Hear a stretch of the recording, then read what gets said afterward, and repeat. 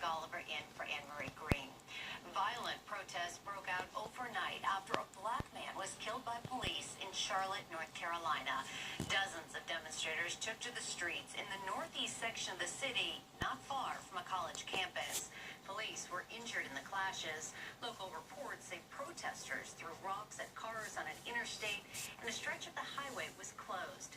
Hannah Daniels is here in New York with more. Hannah, good morning. Good morning, Meg. City officials in Charlotte are calling for calm this morning after the fatal police shooting of a black man has sparked violent protests overnight. Relatives of Keith Lamont Scott say he was shot by officers while reading a book inside his car, but police maintain he had a gun. Demonstrators knelt down with their hands up along the Charlotte roadway overnight, steps away from officers in riot gear. The moment of peace was brief. Police fired tear gas to disperse the crowd. Some protesters in attendance kicked the canisters back. Others took turns hurling water bottles, rocks, and damaging countless squad cars. Chaos erupted hours after Keith Lamont Scott was shot and killed by police at this apartment complex yesterday afternoon. Officers were there looking for a suspect with an outstanding warrant when they encountered the 43-year-old getting out of his car.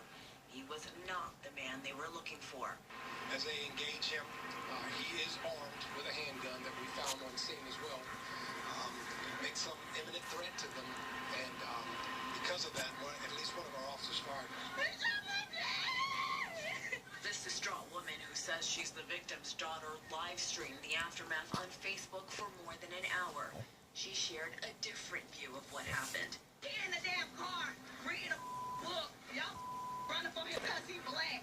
The victim's sister also spoke out. They jumped out their truck. They said, hands up. He got a gun, he got a gun. Pow, pow, pow, pow. The officer involved has been identified as Brentley Vinson, an African-American on the force since 2014.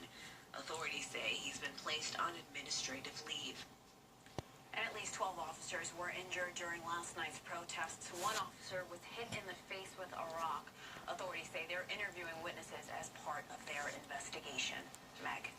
Hannah Daniels for us in New York. Thank you.